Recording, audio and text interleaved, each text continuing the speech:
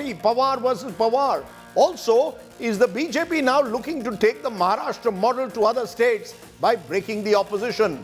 Mission 2024, the great hunt for allies. Derek O'Brien of the TMC is among my guests tonight as we look at that issue carefully. But first, as always, it's time for the 9 headlines at 9. The war for the NCP escalates. Sharad Pawar warns nephew Ajit against using his name and pictures in the new NCP office. Big show of strength by both factions tomorrow. Who will win the battle for Maharashtra? Finance portfolio now becomes a sticking point for the new government in Maharashtra. Ajit Pawar's NCP faction demands the lucrative finance and planning portfolios. The Shinde camp objects. A big BJP organizational rejig ahead of 2024. G. Kishan Reddy takes charge of Telangana instead of Bandi Sanjay. Ex-Congress stalwart Sunil Jakhar to head the BJP's Punjab unit. Urination shocker from Madhya Pradesh. Alleged BJP youth member urinates on a labourer. Chief Minister Shivraj Singh Chauhan takes stock, vows to slap NSA against the accused. Siddaramaiah government orders a judicial probe over 40% cut money charge against erstwhile Bomai government. Retired High Court judge to head the probe. Prime Minister Modi hosts a virtual SCO summit with Putin, Xi and Shehbaz Sharif.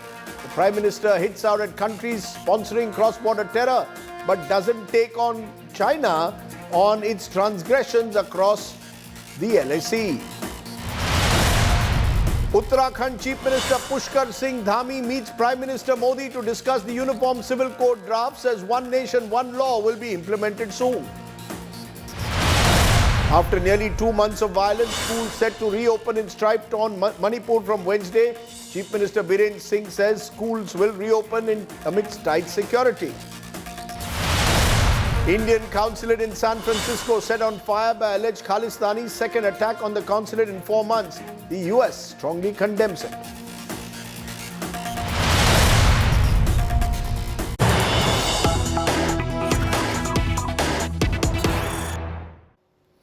But the big story that's breaking at the moment, the urination horror that's taken place in Madhya Pradesh. Visuals showing an individual who has political links, Pravesh Shukla, urinating on a tribal labourer. The video has drawn sharp reactions from the opposition parties in poll-bound Madhya Pradesh after the accused was identified allegedly as a Yuva BJP Morcha member linked to BJP MLA Kedar Shukla. Chief Minister Shivraj Singh Chauhan has vowed to impose the National Security Act against the accused. The Congress has launched a scathing attack on the Chauhan government, alleging the BJP doesn't protect the interests of tribals. The Aam Aadmi Party has also stepped in, slammed the BJP and said the man is not urinating just on the poor man's face, but on the entire system in this country. Those are the images which have shocked people. Pravesh Shukla accused urinating on a Dalit man there, Dalit tribal man there. Let's get more details from Heminder Sharma. Heminder, first, this individual, Dalit or tribal labourer, let's get that clear. And who is this person, Pravesh Shukla?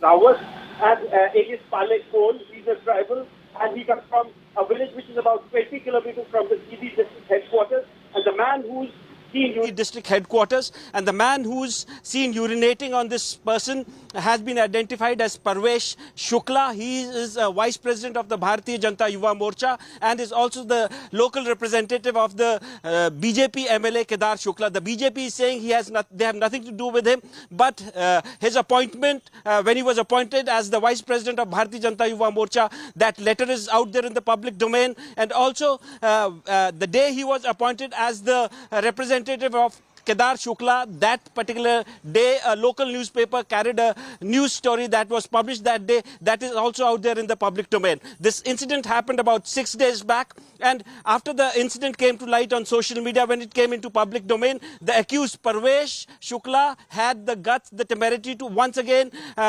get hold of this victim and then get him to sign an affidavit in which he is saying that Pravesh Shukla has done nothing wrong to him and he doesn't want to complain against him. It is only today when then the opposition Congress Party started taking up the matter, that the Chief Minister intervened, fearing that this might turn out into be a huge political controversy, because this man is a tribal, and the entire politics of Bharatiya Janata Party is to reach out to the tribals in Madhya Pradesh, keeping the elections that are bound to happen by the end of this year in mind. So the Chief Minister what is the background NSA and would be slapped against this man, and what is the background and context for this man to do what he did? What is the explanation that is being offered? Well, no one has questioned this man till now. He's at large right now. He has not been questioned by the police yet.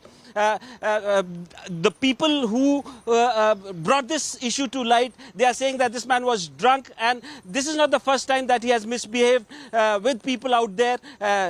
Not just him, there are other representatives of Kedar Shukla. It is being alleged that they have been harassing people, particularly tribals in the area, and they have been also been into the business of land grabbing. So they just did it out of, they could do it to anyone, anytime, because they were just drunk on power and drunk on alcohol. So they did it, and after that, a couple of days later, when this video came out, they had the guts to once again get hold of this man and get him to sign an affidavit, and when nothing worked, today they started circulating a message that this man was mentally unstable, and this incident probably happened 3 months back. But the fact is that this happened 6 days back, and this man is a laborer. He works as a daily wager to make a living.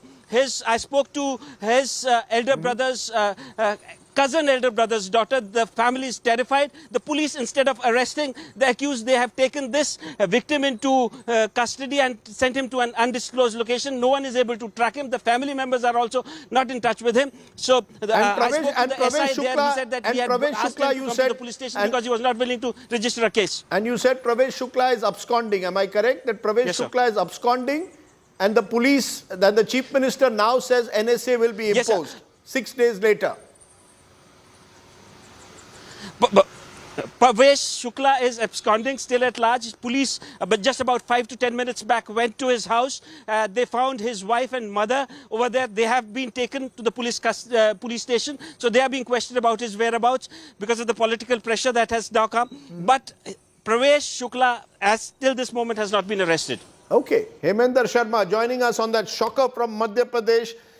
Why does it require political intervention or a political uproar or media uproar for the police to act in a case like this? Does this individual have these political connections that have enabled him to get away? He must be given exemplary punishment. Simply unacceptable what's happened there in Madhya Pradesh. Let's turn from there to all that's happening in the political drama in Maharashtra. The Pawar versus Pawar tussle in Mumbai. Let's tell you the very latest. The war for the NCP has escalated. Sharad Pawar has warned nephew Ajit Pawar against using his name and pictures at any events. A big show of strength by both factions is expected to take place tomorrow. Both camps have called a meeting of their MLAs and MPs in Mumbai. The Ajit Pawar faction claims the support of over 40 MLAs, which is more than the 36 needed to escape the anti-defection law.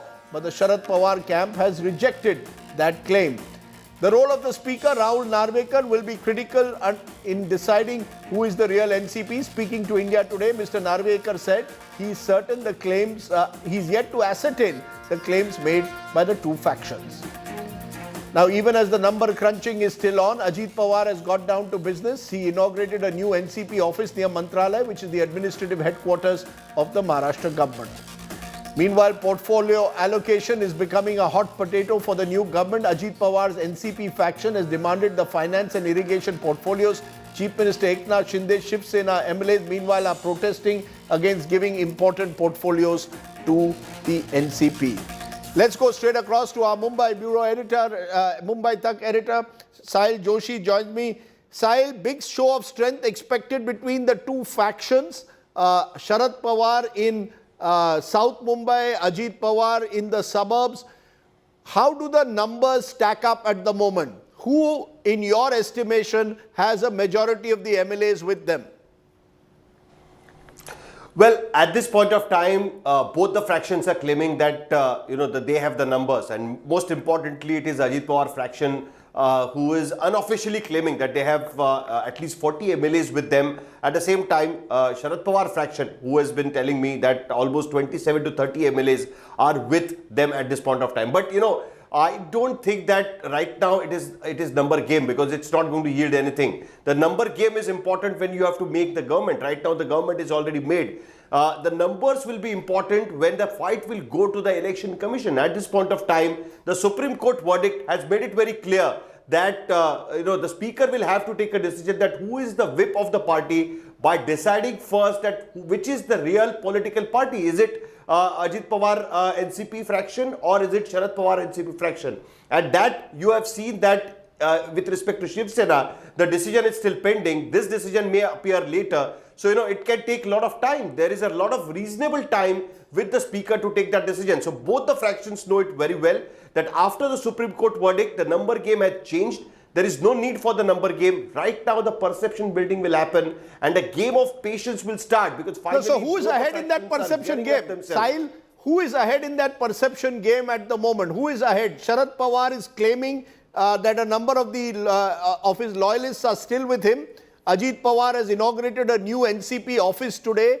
The likes of Praful Patel and others are with him. Who is ahead in the perception game? If you are saying this is about perception, who is ahead, uncle or nephew?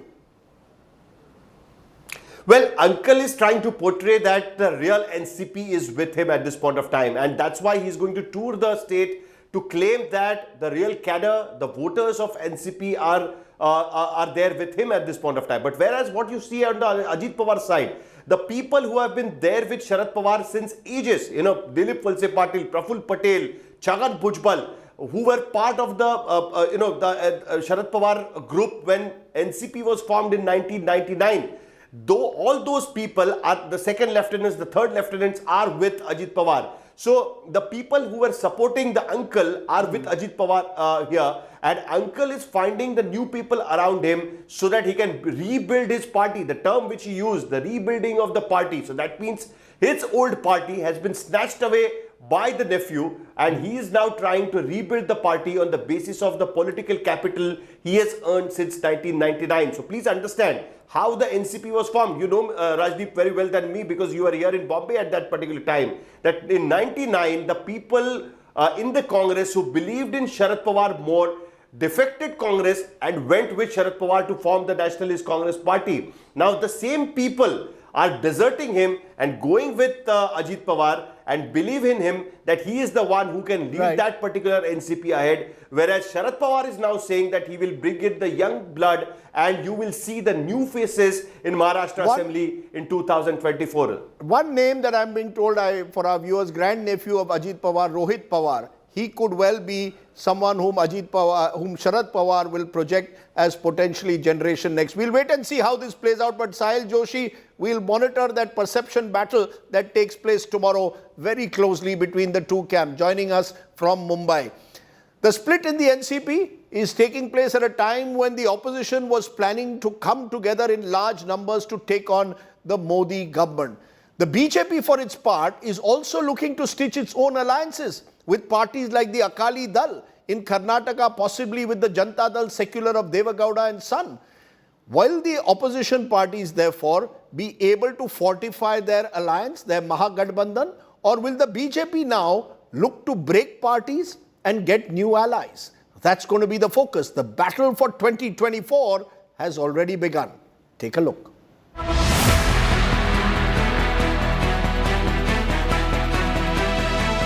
First, a split in the Shiv Sena. Now, a split in the Nationalist Congress Party. The BJP, which won majority on its own in the 2019 Lok Sabha elections, is adding to its friends list in the run-up to 2024 Lok Sabha elections. The BJP's great ally hunt comes after the rude shock it suffered in the Karnataka Assembly elections and a growing realization that it could be on a weaker wicket in states like Maharashtra and Bihar that sent over 80 MPs to the Lok Sabha. The party is making no bones about its search for allies. 2024 की दृष्टि से भी इन दलों का साथ में जुड़ना और कई और दलों का भारत के विकास के लिए एक मजबूत, निरंतर और स्थिर सरकार भारत के हित में देखते हैं तो लोगों का जुड़ना स्वाभाविक है। Estranged NDA allies like Om Prakash Rajbhar's SBSP have started making a beeline to join the Modi bandwagon for 2024 polls. विधानसभा का चुनाव 27 में होगा, लोकसभा का चुनाव आ रहा है, तो हमारी कॉन्स्टिट्यूंसी पड़ती है बलिया में, तो बलिया लड़ लेवे के चाहिए जाके ना। हमारे यहाँ दरवाजा सबके लिए खुला रहता है, आइए जाइए बात करिए, कोई दिक्कत नहीं। In Karnataka, BJP leader Yediyurappa said BJP will come together with H.D. Kumaraswamy's JDS on key issues. Kumaraswamy and we together will fight in future. The tremors of opposition quake were even felt in Bihar, where BJP claimed that several leaders from Nitish Kumar's JDU were willing to defect. जब से नीतीश कुमार ने राहुल गांधी को एक प्रकार से अगली लड़ाई के लिए नेता स्वीकार कर लिया और तेजस्वी यादव को अपना उत्तराधिकारी बना दिया, तब से जनता दल में विद्रोह की स्थिति है। कोई भी जनता दल का विधायक सांसद न तो राहुल गांधी को स्वीकार करने के लिए तैयार है और न ही तेजस्वी यादव को। In Punjab, there is big buzz about Akali Dal's return to the NDA fold. If it gets the seat share deal it is angling for. The opposition is putting up a brave front, claiming their unity project is intact. NCP तो बहुत बड़ा party पहले भी नहीं था, अभी तो और भी नहीं रहा, तो अपोजिशन यूनिटी जैसा चल रहा था वैसा ही। Opposition unity has so far been a mirage, with many of BJP's rivals not ready to see eye to eye. Telangana Chief Minister K. Chandrasekhar Rao is attempting to create his own anti-Modi front. He met SP Chief Akhilesh Yadav on Monday. The battle lines for 2024 are not clearly drawn yet. Bureau Report, India Today. So the big question, is the Maharashtra model now going to be replicated across the country? Is the BJP looking to split the opposition wide open? Will 2024 become a battle of alliances? Is anti-Modism still a glue that can hold the opposition together? Will the Maharashtra effect spread to other states? Some of the questions we'll raise. GVL Narasimha Rao is the BJP's MP. Abhishek Jha is JDU spokesperson, a party that is, some say, also next target for the BJP. And Charan Singh Sapra is Congress spokesperson and a Mumbaiker, so knows all that's happening in Maharashtra. But to you, GVL Narasimha Rao, am I right to suggest today Maharashtra, tomorrow Bihar, who knows where next? Is the BJP now on the hunt to either break parties or win over fresh allies? You're on mute, sir. You're on mute, sir. Yes. Yeah, go ahead. Rajdeep, good evening to you, panelists and all the viewers. It is not the BJP which is on a hunt. It is several regional parties in several states which are feeling insecure about their own future, who are feeling stifled by their lack of leadership in their own parties. People who are feeling suffocated by the dynastic culture in the party, where family members only get promoted and people who have given their sweat and blood for the party have no future in the party whatsoever. So it is this kind of suffocation in regional parties which is making them exit from their parties. Are you saying that the BJP has a hands-off approach? Are you seriously telling me that the BJP is not making any effort to break these parties or woo these parties? I am told that Amit Shah ji has had late-night meetings with Chandrababu Naidu, the same Chandrababu Naidu who was your opponent 5 years ago in Andhra Pradesh. Late-night meetings. I am told that the Akalis are also in discussion with the BJP. The BJP is letting out the fact they claim that even a section of the JDU could split and join them. I mean, are you telling me all of this is happening without the BJP being involved? These parties are imploding on their own? Yes, certainly. Implosion in these parties has nothing to do with the BJP. But if somebody who splits away, because we had a government in Maharashtra which was running as a stable government, and the NCP's internal turmoil has led to a split, or rather, I would say, the entire party leaving lock, stock, and barrel and joining with the BJP or joining the BJP in the coalition government. This is certainly not an effort by the BJP. You can, if it was so easy that BJP makes an effort and you can split political parties, then I think no party should be existing. Then we can make an effort to bring every party into the BJP fold.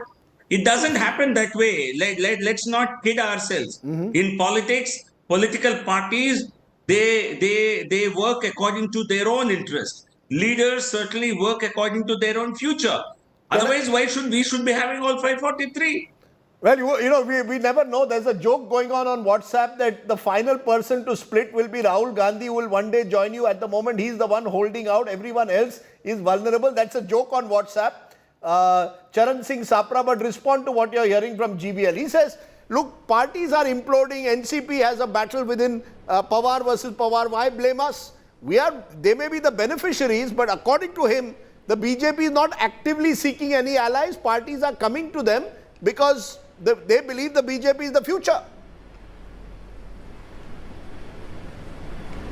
See, Rajdeep, if the parties are, there is a echo, please remove this.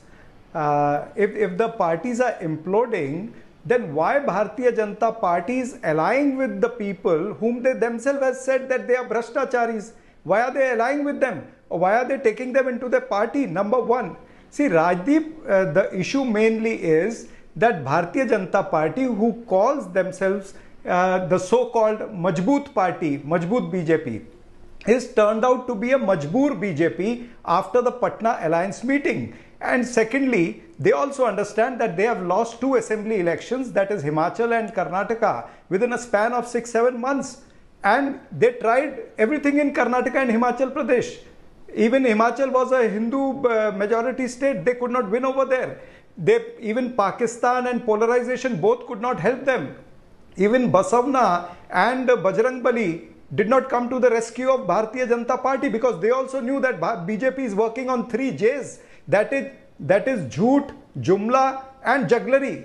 The way they have done the jugglery in Maharashtra, the whole nation is watching. The way they did the jugglery earlier in Madhya Pradesh or Karnataka or Goa or Manipur, Mr. Sapra, you're calling it jugglery. The whole nation is you're calling it jugglery, but why are your people so willing to be juggled? Let's be clear. Why is it that the NCP is so, in Maharashtra, for example, is so willing to be juggled? Why are other parties so willing to be wooed by the BJP? Tali do haath se bajti hai. See, I'm answering you. See, the way BJP is using the ED, IT, CBI, all the government agencies are being used as the toolkit of Bharatiya Janata Party's election process. Now, these agencies, if they are being used by BJP as toolkit, everybody is scared. You see who has joined this alliance government. It is Ajit Pawar, whom they said that he's a Bhrashtachari. Hassan Mushrif, Kirit Somaya was shouting, he was yelling, he's a chore. And they have taken that chore as a minister.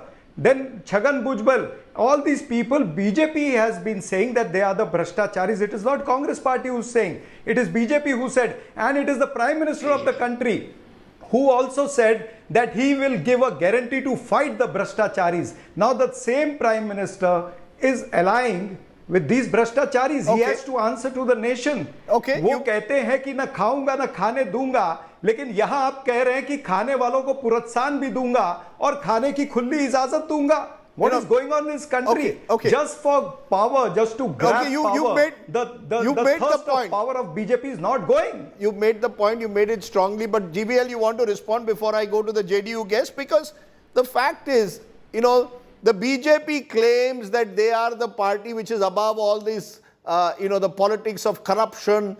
And yet what you seem to be doing is, because ahead of the 2024 elections, you want to break the opposition. You're willing to compromise on what you claim was your stand on corruption. That's the reality. The same Chandrababu Naidu who was targeting you, as I said 5 years ago, Amit Shah is now in conversation, in dialogue with him. The same Ajit Pawar, whom you said is the epitome of corruption, who Devendra Fadnavis said, I will send to jail.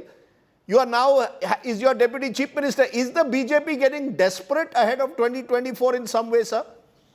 No, Rajdeep, all the names that you mentioned, these are political leaders who have been making strong overtures to the BJP, who have been wanting to, because they all have been out of power.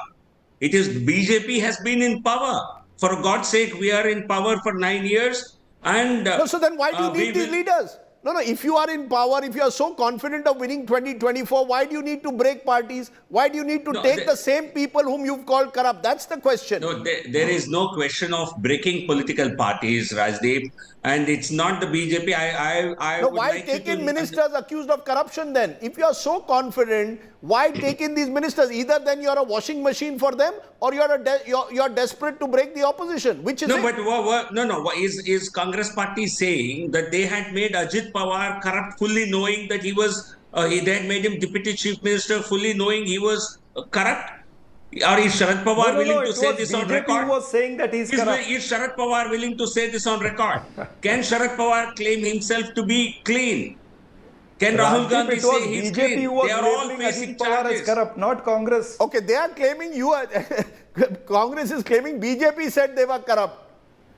No, then Yeah. then you are not going. They are already facing certain charges, and whatever cases are ongoing against anybody, they will go never, irrespective of whether they have joined the government or outside the government, whether it is of BJP or that of UPA. Okay. It does not matter. We have not dropped any cases against anybody. Okay, But the Congress Party. let me just bring in Abhishek Jha, who's patiently listening, JDU, because the belief is, Aaj Maharashtra, kal Bihar. Today Maharashtra, tomorrow Bihar. The next vulnerable party, according to BJP sources, is the JDU. They will target Nitish Kumar's MLAs and try and break the JDU. How worried is the JDU now that you could be next?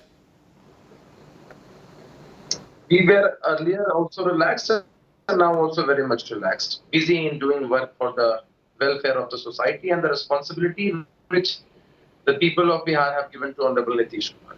I would like to answer. No, but this is a Nitish Kumar who has tied up with the BJP in the past. Who is to say that some of your JDU MLAs may not want to switch to the BJP? Everyone wants power and protection. See, many of the states have witnessed how BJP have used their tools, have used their Sam, Dam, Dandabhed just to acquire power, just to be in the government. They have utilized every tool they have. But Bihar is the only state which has taught a very strong and good lesson to the BJP. Bihar is the state which has given a message to the entire nation that there can be change. And BJP here is filled with fear. Rajdeep, I agree with the fact that what has happened in Maharashtra can also take place in Bihar. In Maharashtra, a party in the opposition, many of the MLAs broke and joined the government. Here also in Bihar, the main opposition party, BJP, there's so many leaders, their MLAs, MPs are very much willing to join hands with the Mahagathbandhan. But we have to decide the process and whom to choose. But Abhishek Jha, only yesterday the charge sheets have now been filed in the railway job scam case where Tejasvi Yadav has been named. In the past, Nitish Kumar had targeted Tejasvi Yadav and the Yadavs for corruption. Now they are partners. So, politics mein sab kuch chalta hai, it looks like. How confident are you that your Mahagathbandhan will remain? This Bihar Mahagathbandhan, will it remain till 2024? Why not? We are very much confident about it. As per my information, Rajdeep, the charge sheet which has been put up now, the charges which have been put on Tejasvi Yadav ji, were earlier also put up on him, and the CBI itself claimed that he is away from those charges. But CBI now is intentionally putting up such cases in order to threaten the leaders of opposition. Right. But we are very sure of the fact that they will never be successful in their mission. Okay. In Bihar, you're saying they won't. You're saying they won't. Okay. You're saying that your Gathbandhan is strong, but Charan Singh Sapra. Let's understand this. For the Congress at the moment, this Mahagathbandhan is seen as their way of taking on the Modi government in 2024. Are you worried that because there are so many differences within this Mahagathbandhan, let's be honest, Aam Aadmi Party and the Congress have a lot of differences. The left and the Congress in Kerala have differences. KCR in Telangana doesn't want to have anything to do with the Congress. Are you going to go down the Mahagathbandhan route, or are you going to go down the route of first strengthening the Congress and then seeing what happens in 2024? See, Rajdeep, number one, I would like to say कि हमारे में मतभेद हैं लेकिन मनभेद नहीं है. We will handle the situation, and the 2024 elections will be, like 2004 election. There will be some pre-poll alliances and some will be the post-poll alliances. Like in 2004, we had pre-poll alliances. We got 140 seats under the leadership of Srimati Sonia Gandhi. A candidate for Prime Minister was selected, and Dr. Manmohan Singh comfortably he could run the government for 10 years. We had post-poll alliances also. So similarly, in 2024, we'll have pre-poll alliances as well as some post-poll alliances, and there will be no issue. The major issue is that we have to fight on the issues of people. It will be Modi versus Mudda. Modi on one side and issues on the other side. So the fight of 2024 will be Modi versus Mudda. Okay, Modi versus Mudda. Nice. You're coming up. Unemployment. It will be inflation. Yeah, you're coming up with nice one-liners. Modi versus Mudda, poverty, unemployment, economic distress will be the issues. A final word, GVL Narasimha Rao, how worried is the BJP? You're smiling through this show. The BJP seems to believe that 2024 is a done deal.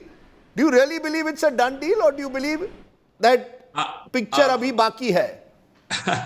Rajdeep, the manner in which BJP works, I'm sure journalists like you keep track of what is happening. We have fanned out into 543 constituencies for the last 1 month.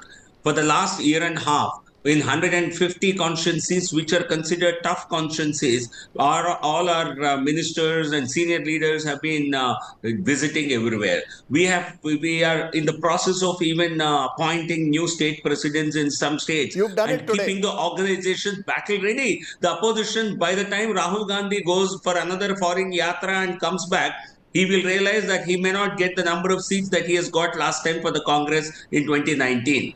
Okay, so the speed at which the speed, the scale, the three S's the Honorable Prime Minister speaks of: speed, scale, and also the intensity of the efforts that BJP makes are so humongous. And as a political party, we take pride in ourselves. Okay. For us, we have to work towards gaining the confidence of the people.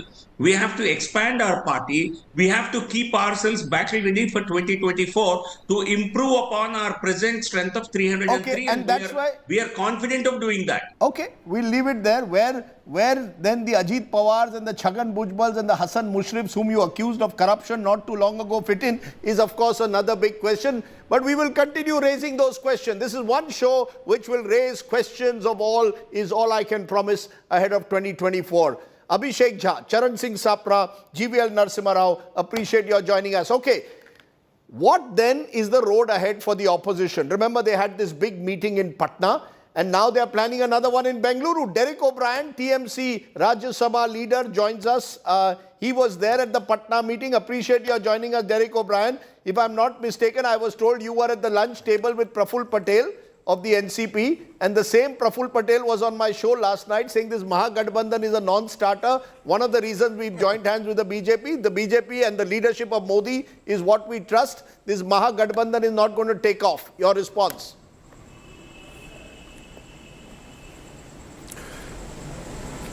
I can tell you who else was at that lunch table, and I can tell you who else was at that meeting, because that's important. The people at the meeting, and I'm not talking about people like me who were accompanying our leaders, leave them out. There were, all parties had one or two people accompanying their party president. At that meeting, party president, party chief, that group of core leaders, including my leader Mamta Banerjee, Mr. Kharge, Rahul Gandhi, Mr. Stalin, Mr. Kejriwal, Mr. Pawar, Mr.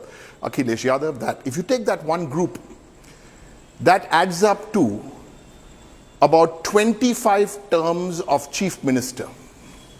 That group adds up to about 50 terms as members of parliament. That group adds up to 400 years of public life. That is all of them. That group together. adds up, Mr. Derek O'Brien, to less than 150 MPs. I see. So you finished. I was giving you my explanation. You've already done the survey, 150 MPs. That group has obviously had some serious effect, because after the Patna summit, less than 10 days ago, the washing machine businesses started. And by the way, you keep using the washing machines. What I've picked up is that the Washing Machine Association of India may object to the term washing machine being used because it's an insulting, the BJP's actions are even insulting the washing machines. But on a more serious note, what is on offer? Let's say what is on offer, because in 2024 and beyond that, 3 or 4 basic issues on offer. On one side, what we are humbly offering the country is democracy. On the other side, there's dictatorship. We're offering the young people of the country jobs and controlling price rise. On the other side, no jobs, no control of price rise. And we are offering the country that the guiding book will be the constitution, federalism, and on the other side, break it all up. And there's one other very what is your important thing. No, you're all very well jobs. Where is your clear economic agenda? Where is your clear economic agenda? Where is the political cohesion? Where is the chemistry? Sardesai. Very nice. Mr. Sardesai, what are you asking me about? Mr. Economic agenda. You're asking me about political agenda. You're asking me about chemistry. Let me talk to you first. Before chemistry, let's talk about humility. At the Patna summit and at the Bengaluru summit and in the forthcoming summits, we have the humility to say that we don't know everything, that we occasionally make mistakes and we can fix those mistakes. You've asked me 3 questions on economic agenda, political agenda, and something else. Did you or anybody else in your very respected channel ask the Prime Minister any of these questions when he came to you? You didn't. You ask us the questions, we have the humility to come on your channels and try and answer the questions. That's the difference, Mr. Sardesai. We have the humility to admit that we don't have perfect answers, but we do not agree that Manipur should not be discussed. A leader from the Congress Party went to Manipur. My leader, Mamata Banerjee, wrote a letter in June. That's the difference. And I really believe this is not the time to shout and come up with catchy slogans. No. The people of India have seen enough of this arrogance. And you talk about the BJP, it's not the BJP. It's Mr. Modi and Mr. Amit Shah's BJP. They disrespect Parliament. Mr. Derek O'Brien, I will put a direct question to you. Since your Patna meet, Aam Aadmi Party and the Congress have been in a war of words here in Delhi. One minute. Since the Patna meet, a Congress leader of Karnataka was arrested, senior Congress leader in Kerala was arrested by the left-ruled government there. Since that meet, K. Chandrasekhar Rao is now wooing the likes of Akhilesh Yadav. Since the Patna meet, you've got your Panchayat elections in Bengal where you are contesting against the left and the Congress. Chemistry matters at the moment, and you've got Sharad Pawar's party that has split wide open, including one of the participants there, Praful Patel, shifting to the other side. So therefore the question arises, the Maha Gadbandhan that you're talking about, to some observers, will appear like a Maha Khichdi, which is not yet cooked. So that's a 55-second question. If you've asked me a 55-second question, then you must give me at least a 120-second answer, because you've raised multiple issues. First, we are different political parties. We're not photocopies of each other. Straight up. There are different issues, and those are issues which will not be discussed in the Bengaluru summit. First, we have to get a broad agreement. We are not one majoritarian, one-size-fits-all. No. We are 15, 14, 16, 18 democratic parties. That doesn't mean we don't run in a system where whatever 2 leaders of the Patna summit say, everyone must follow. No, we are not Modi and Shah. That's the difference. I was at that meeting, and let me tell you, the graciousness, the generosity of the senior leaders there who spoke, from my leader, Ms. Mamata Banerjee, to Mr. Stalin, to Mr. Gandhi, to Mr. Akhilesh Yadav, to Arvind Kejriwal, to Sharad Pawar, to Umar Abdullah. Something very serious happened there. It was much more than a lunch, and it was much more, it was sharing. No, it's all very well to share, Mr. O'Brien. It's all very well to share thoughts at a lunch. The reality on the ground, no, Mr. O'Brien. What is the reality? The reality, you and the left and the Congress are in a battle, in a war in Bengal. That's the reality. Aam Aadmi Party versus Congress is a battle. This is the reality. Please understand. No. Mr. Sardesai, you're using these words like war. We are fighting panchayat elections in Bengal. Yes, the local leadership in Bengal of different parties have different alignments. Mr. Kejriwal and Mr. Congress and the Congress party have a different point of view about Punjab and Delhi. Let's go back to January on your shows, January 2023. Would you have imagined there would have been a Patna summit? Would you have imagined there'd be a Bengaluru summit? Let me confirm here on your program, I'm not the spokesperson on behalf of the summits, but my sense is there'll be a third summit and there'll be a fourth summit. And because the feeling one got at that meeting, and this is not a negative feeling about removing Modi and removing BJP, no, it's a positive feeling about restoring the basics of democracy, of federalism, of deep divisive, interreligious. Let me finish my thought. Yes. Mr. Sardesai, you know, you're normally not like this.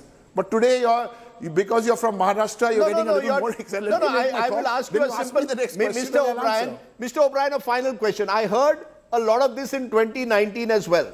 Ahead of the 2019 elections, you all went to Mr. Kumaraswamy swearing in. All of you were holding each other's hands. Now you attend Siddaramaiah swearing in and you do the Patna meeting. What happened in 2019? Final question, how is 2024 going to be any different from 2019? It's already very different. It's already very different. You know, I'll make one last point about how different it is. Mr. Guarantor against corruption, Mr. Modi, a few days ago he said, I'm the guarantor of corruption. The story for India is only one story.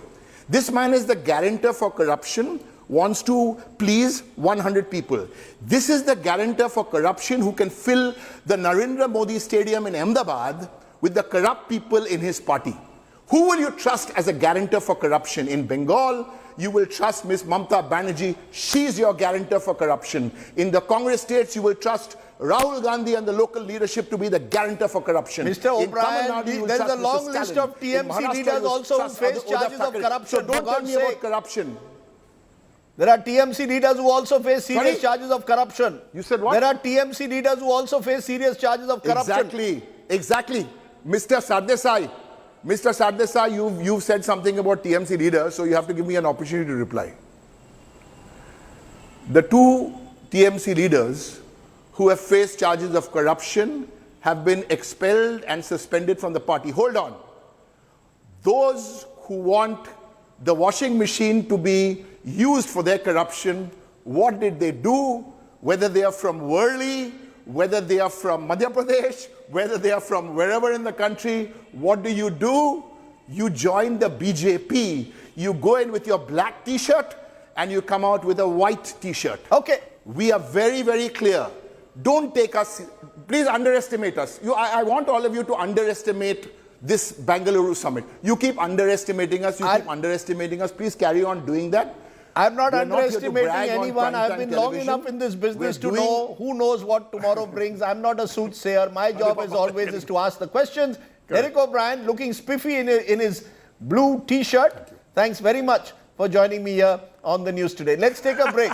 On the other side is our Good News Today story and our ground report. You're watching the News Today. News without the noise.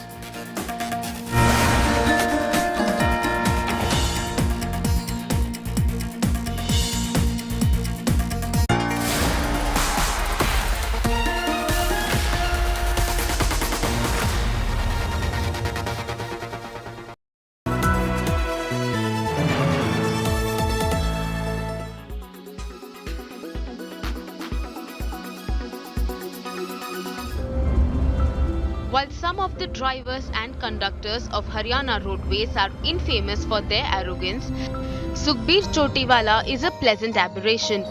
Sukhbir, who hails from Rithal village of Rohtak, works as an operator of Haryana roadways. Working since 2017, Sukhbir makes sure his passengers are comfortable. In the scorching heat, Sukhbir serves water to all the passengers from his salary.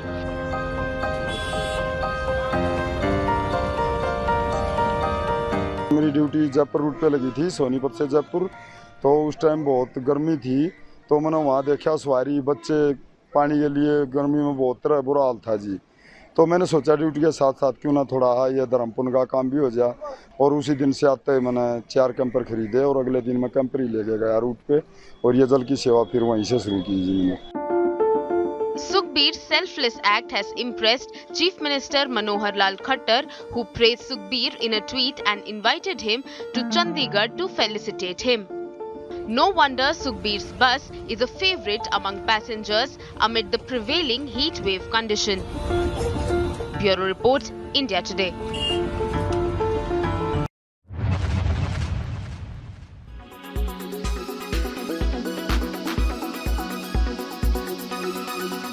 Make your media plan smarter with India Today Live TV on your connected devices.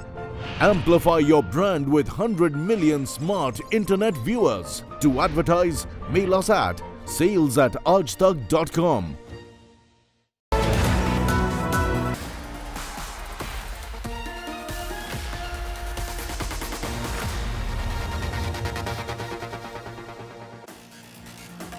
Welcome back. Let's turn to tonight's ground report, which comes from Bengal, where, remember, next week the big panchayat elections will take place. Ahead of the election, the big question is violence. A day after Governor Ananda Bose sent a 48-hour deadline to bring peace, Chief Minister Mamata Banerjee has written to the State Election Commission claiming the governor is hampering the poll process. While the political battle continues, India Today visited Bhangar in South 24's Parganas, where the TMC is locked in a fight with the Islamic Secular Front. A ground report.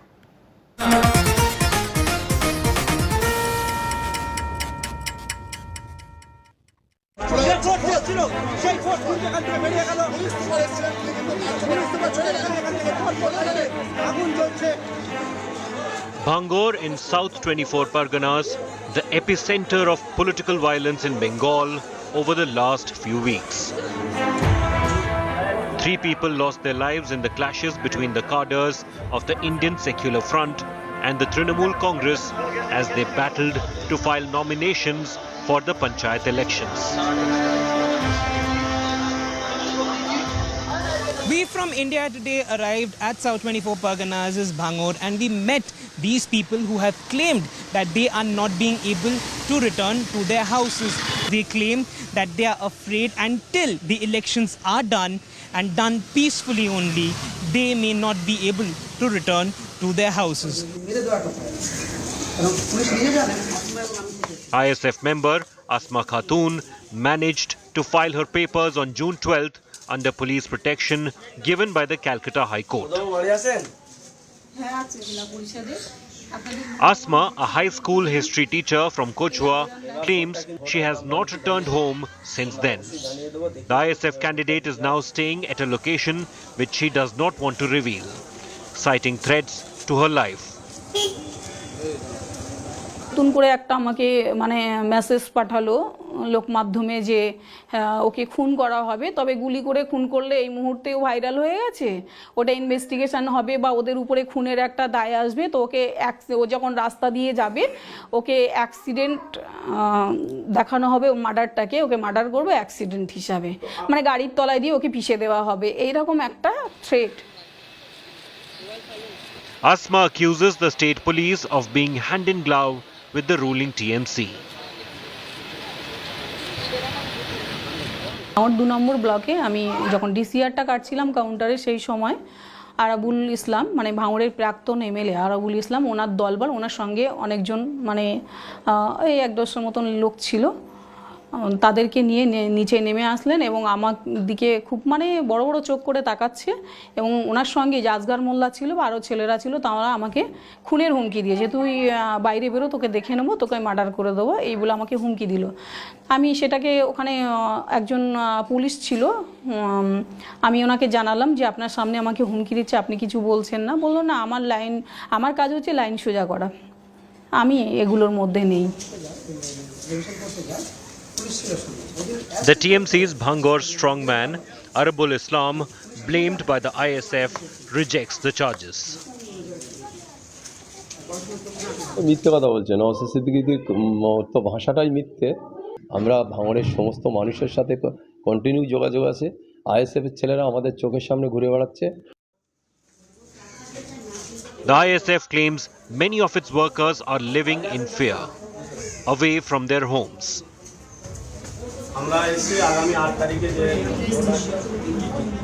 Two party workers recently met Bengal Governor CV Ananda Bose to raise their concerns. The TMC has time and again defended its government, saying incidents of violence during panchayat polls have come down from the days of left rule. With Suryagni Roy in Bhangor, Bureau Report, India Today. Battle for Bengal. Let's turn from there and end our show tonight with a good news today story. Anna from Kazakhstan runs an NGO in India that works to provide education to underprivileged children. Through her organization, which she started during the COVID pandemic, Anna has now changed the lives of many children. It's a kind of inspiring story that leaves you with our good news today package. You stay well, stay safe. Good night, Shubhratri, Jai Hind, Namaskar. This woman from Kazakhstan has made it her life's mission to help underprivileged children. Anna started an NGO during COVID-19 to educate children in Jaipur who can't afford going to school. Anna's NGO called Indian Women Impact has been at it for 3 years now, changing the lives of so many children for the better. Acting as a bridge for children from less privileged families, she offers quality coaching alongside her team of committed teachers. The children, those who live in Basti, they go to government school and they come here for study to get extra knowledge. My parents live in a Basti and they cannot afford expensive course and school for me and my brother and sister.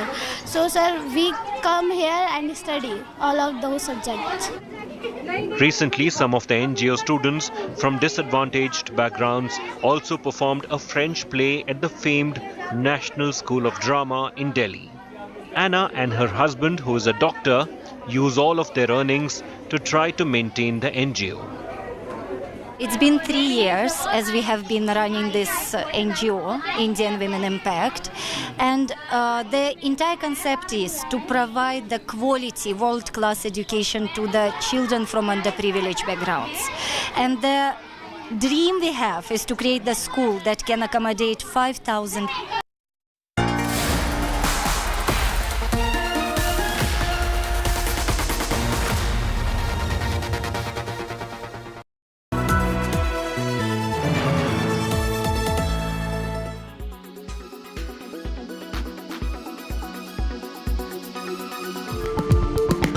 So how does one log off? Limit yourself to one screen at a time. Spring clean your social media accounts. Use apps to bolster self-control. Don't charge your phone near your bed. Set time boundaries in usage. Use your gadgets thoughtfully. Think about whether you actually need to use your laptop or whether you need to use your phone. Is there any work really, or just using it mindlessly? Do you really need to watch TV, or you'd rather go for a walk or even take a nap, which is actually more relaxing, more refreshing?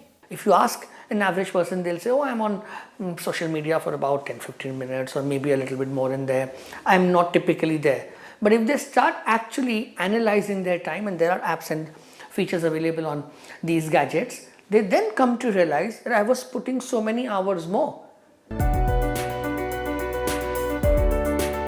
Prioritizing offline relationships and getting a glimpse of what real life offers brings real joy. Try it.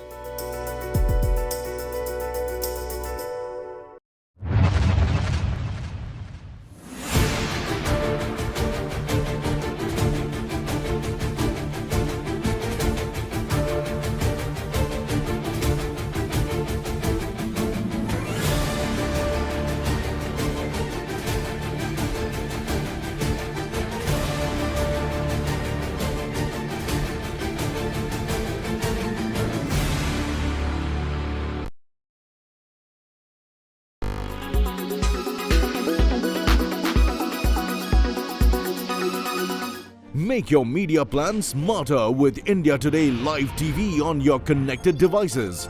Amplify your brand with 100 million smart internet viewers. To advertise, mail us at sales@aajtak.com.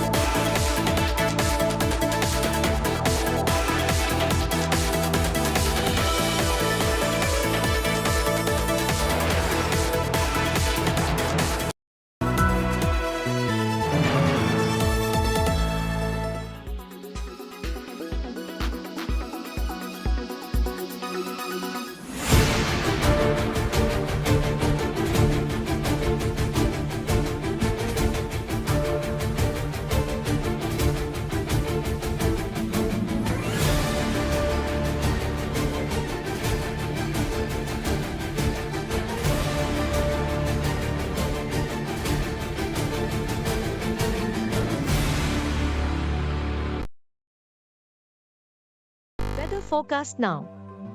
Delhi, maximum 41 and minimum 28 degrees. Mumbai, maximum 29 and minimum 26 degrees. Kolkata, maximum 36 and minimum 27 degrees. Bangalore, maximum 26 and minimum 20 degrees. Chennai, maximum 33 and minimum 26 degrees. Hyderabad, maximum 34 and minimum 24 degrees.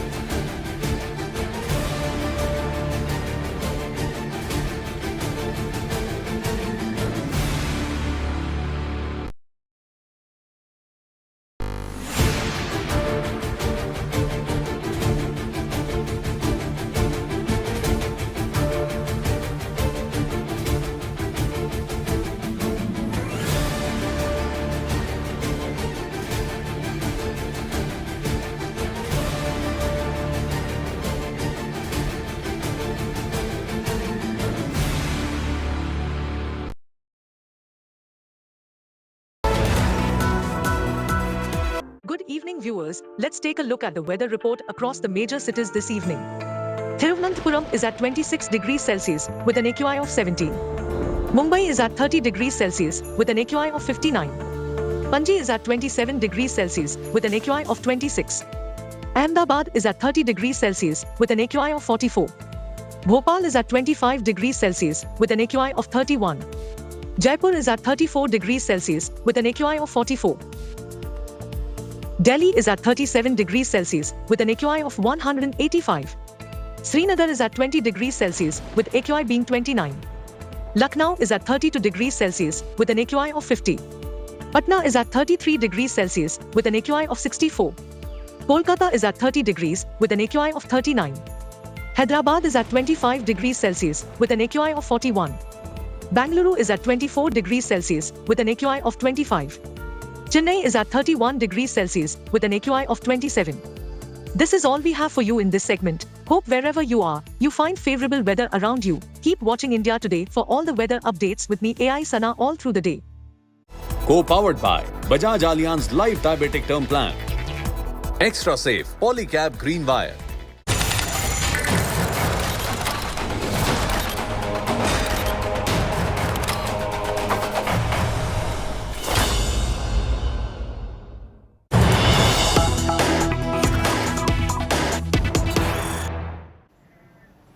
Prime Minister Narendra Modi today exposed Pakistan's state-sponsored radical Islamist terror at the Shanghai Cooperation Organization Summit. This is India's first presidency of the SCO, and at the 23rd meeting of the heads of state, Prime Minister Narendra Modi spoke of the need to take decisive action to defeat terror. He said, must fight terror in all its forms and manifestations together. He also insisted on the need to stop cross-border terrorism and for SCO countries coming together to combat radicalism that leads to both extremism and terrorism. The Prime Minister of Pakistan was listening, as were presidents of China and Russia, among other countries. Iran too has officially joined the Shanghai Cooperation Organization. Before we move forward on India First, let's quickly cut across and listen in to Prime Minister Narendra Modi. आज SCO से जुड़ने में अन्य देशों की रुचि इस organisation के महत्व का प्रमाण है। इस प्रक्रिया में यह आवश्यक है कि एससीओ का मूल फोकस मध्य एशियाई देशों के हितों और आकांक्षाओं पर केंद्रित रहे। एक्सेलेंसी, आतंकवाद क्षेत्रीय एवं वैश्विक शांति के लिए प्रमुख खतरा बना हुआ है। हम चुनौती से निपटने के लिए निर्णायक कार्रवाई आवश्यक है। आतंकवाद चाहे किसी भी रूप में हो, किसी भी अभिव्यक्ति में हो, हमें इसके विरुद्ध मिलकर लड़ाई करनी होगी। कुछ देश क्रॉस बॉर्डर टेररिज्म को अपनी नीतियों के इंस्ट्रूमेंट के रूप में इस्तेमाल करते हैं, आतंकवादियों को पनाह देते हैं। एससीओ को ऐसे देशों की आलोचना में कोई संकोच नहीं करना चाहिए। ऐसे गंभीर विषय पर दोहरे मापदंड के लिए कोई स्थान नहीं होना चाहिए। टेरर फाइनेंसिंग से निपटने के लिए हमें भी आपसी सहयोग बढ़ाना चाहिए। इसमें एससीओ के रेड्स मैकेनिज्म की महत्वपूर्ण भूमिका रही है। हमारे देशों के युवाओं के बीच रेडिकलाइजेशन के फैलावे को रोकने के लिए भी हमें और सक्रिय रूप से कदम उठाने चाहिए। अफगानिस्तान की स्थिति का हम सभी की सुरक्षा पर सीधा प्रभाव पड़ा है। अफगानिस्तान को लेकर भारत की चिंताएं और अपेक्षाएं एससीओ के अधिकांश देशों के समान है। हमें अफगानिस्तान के लोगों के कल्याण के लिए मिलकर प्रयास करने होंगे। अफगान नागरिकों को मानवीय सहायता, एक समावेशी सरकार का गठन, आतंकवाद और ड्रग तस्करी के विरुद्ध लड़ाई तथा महिलाओं, बच्चों और अल्पसंख्यकों के अधिकारों को सुनिश्चित करना हमारी साझा प्राथमिकताएं हैं। भारत और अफगानिस्तान के लोगों के बीच सदियों पुराने मैत्रीपूर्ण संबंध रहे हैं। पिछले 2 दशकों में हमने अफगानिस्तान के आर्थिक और सामाजिक विकास के लिए योगदान दिया है। 2021 के घटनाक्रम के बाद भी हम मानवीय सहायता भेजते रहे हैं। यह आवश्यक है कि अफगानिस्तान की भूमि पड़ोसी देशों में अस्थिरता फैलाने या एक्सट्रीमिस्ट विचारधाराओं को प्रोत्साहित करने के लिए उपयोग न की जाए। The threat is not just of cross-border terrorism from Pakistan or the support that Pakistan's state-sponsored radical Islamist terror gets from countries like China at the United Nations. The threat is now much wider. Khalistani supporters, for example, have targeted the Indian consulate in San Francisco for the second time in 4 months. Khalistani extremists set the consulate building on fire and filmed the incendiary being hurled at the building. Fortunately, firefighters were able to put out the fire immediately with no loss of either life or any major loss to property. But this just shows Khalistani elements are being emboldened, sadly, not just in the United States, but also in Canada, the United Kingdom and Australia. And the question remains, will governments in the United States, in Canada, in the United Kingdom and Australia, partners of India, strategic partners of India, act against these extremists before it's too late?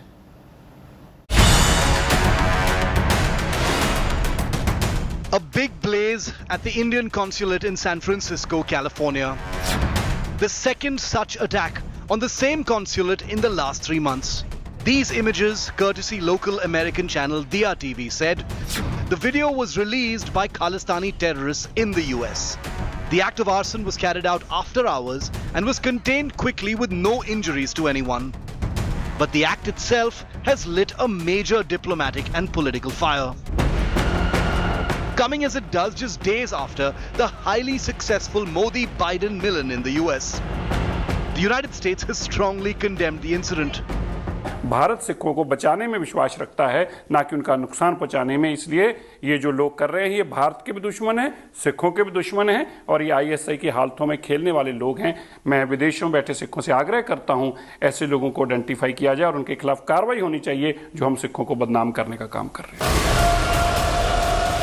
Only 3 months ago, as the Punjab police launched a nationwide search for Amritpal Singh in India, Khalistani terrorists vandalized this same Indian consulate building in San Francisco. Videos surfaced of a huge crowd attacking the consulate as Punjabi music blared in the background. A huge piece of graffiti read "Free Amritpal" was spray painted on the outer wall. Protesters shouting pro-Khalistan slogans broke through security barriers to install 2 Khalistani banners inside the consulate premises. They also hit the door and windows with iron rods. The National Investigation Agency, which believes the 2 attacks are almost definitely linked, may soon dispatch a team to the US to conduct an up-close investigation. While those responsible for these attacks are little more than unemployed thugs who owe allegiance to a desperate cause, the Indian government will be treating such incidents as a serious provocation, especially since Khalistani terror groups have now pulled a fresh stunt, publishing the photographs of India's ambassador to the United States, India's Consul General in San Francisco, as well as our diplomats in Canada, all in a desperate effort to raise temperatures ahead of a march to the Indian mission in Toronto this Saturday. Canada, notoriously soft on Khalistani terrorists, has released a statement condemning the dangerous calls to violence against diplomats. हमारे जो partner देश जो हैं, जैसे Canada है, America है, UK है, Australia है, जहां कभी-कभी खालिस्तानी एक्टिविटीज़ होती हैं, हमने उनको रिक्वेस्ट की है कि वो उनको खालिस्तानियों को स्पेस न दें, क्योंकि उनकी सोच जो है ये रैडिकल एक्सट्रीमिस्ट विचारधारा जो है वो ना हमारे लिए अच्छा है, ना उनके लिए है, ना हमारे रिश्तों के लिए है. With 4 major Khalistani terrorist leaders bumped off mysteriously in the last few months, a dead cause is gasping for breath, desperate for attention and pulling every kind of stunt possible. But when they attack Indian property and issue suparis on our officials, they must face the consequences. Bureau Report, India Today. But what's the wider game plan of the Khalistani extremists, terrorists and their supporters? Earlier today, India Today's Shiv Arur did a deep dive into the sudden spike in activities of Khalistani extremists overseas and some of them being neutralized rather mysteriously. Let's listen in to this conversation. Well, 4 prominent Khalistanis coincidentally in the last 6 months have all died mysteriously.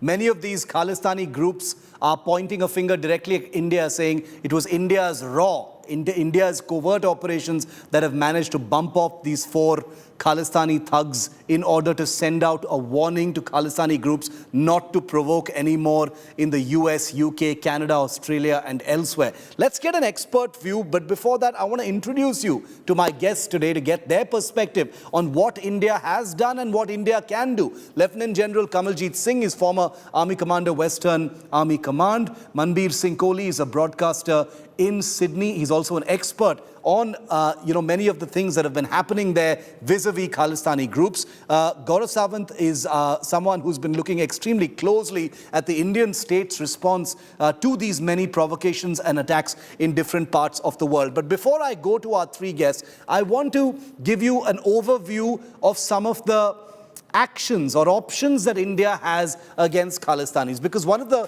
most common questions that viewers and many people might have is, what can India actually do? Now, in terms of diplomatic actions, and I'm listing things that have either are possible for India to do or have already been activated in some form or the other. Number 1, we can pressure nations like the US, UK, Australia, Canada to book these Khalistani terrorists and thugs. Number 2, you can push the US, Canada, UK to clamp down on, what are a very, very small part of large Indian populations in these countries.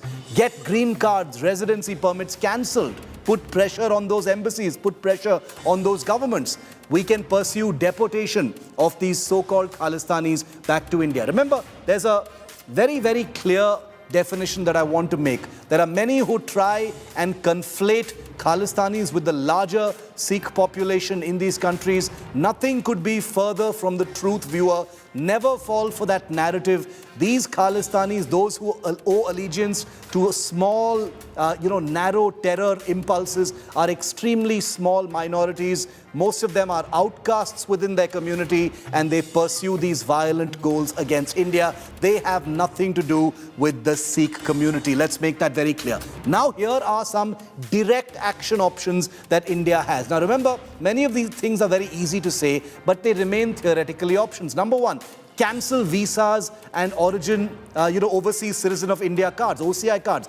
Get the Indian government to cancel them. Identify these people, surgically find out where they live, cancel their visas and residency permits. Number 2, seize their properties. Find out who these Khalistani thugs are in London, in Toronto, Brampton, San Francisco, wherever. Find out what their linkages are back here in India. Seize those properties. Put the pressure on them and their families here. Number 3, freeze their bank accounts. Many of these thugs have to send money back home to their families, to their grandparents, whatever it is. Find out what it is in as humane a way as possible. Turn the screws, apply the pressure, freeze their bank accounts and their assets. Once you start clamping down on the money, see how these cowards fall in line. Number 4, and this is something that's theoretical, and this is what these 4 deaths have been blamed on India: covert assassination operations. There's always the there's always the option of India taking matters into its own hands and conducting covert operations in other countries to bump off these Khalistanis. This is easier said than done, viewer. I'm of course sitting in a studio and talking about it, but remember, in the real world, these are all very much options before the Indian security establishment. Now let's go across first to Gaurav Sawant, who's with me. Gaurav, the San Francisco consulate set ablaze. Pictures of Indian diplomats in the US and Canada put on public display, practically a supari being published by these Khalistani groups before that big march on July the 8th. How has the Indian state responded? What are they planning to do? Shiv, the Indian state has responded with a lot of concern and anger External Affairs Minister Dr. Jaishankar. He said that India expects Canada to take action against the perpetrators and said that this will impact relationship. This clearly, Shiv, is also a violation of the Vienna Convention on Diplomatic Security. If our diplomats are not safe, if our embassies and consulates are not safe, and remember, they've been targeted in London, they've been targeted in San Francisco, our diplomats are being threatened in Canada. And Shiv, this is something that India has been raising for decades.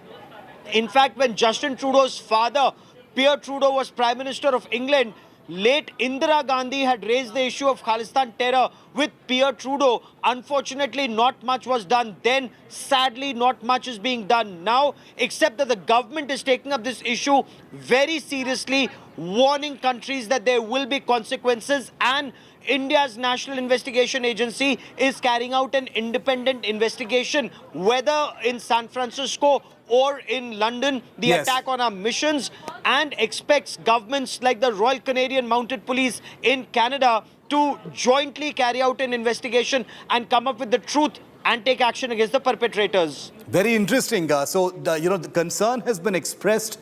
Consequences have been threatened. 4, Khalistani terrorists have been bumped off. There appears to be a pattern, but nobody knows who did it. The Khalistanis think the Indian intelligence agencies are responsible, but basically the temperatures are up on this issue, and a big march is going to be mounted in Toronto against the Indian High Commission there. General Singh, if I could come to you now, sir, your perspective on this latest provocation in San Francisco, and what, in your view, General, are India's diplomatic and or direct actions, sir? Shiv, Jai Hind.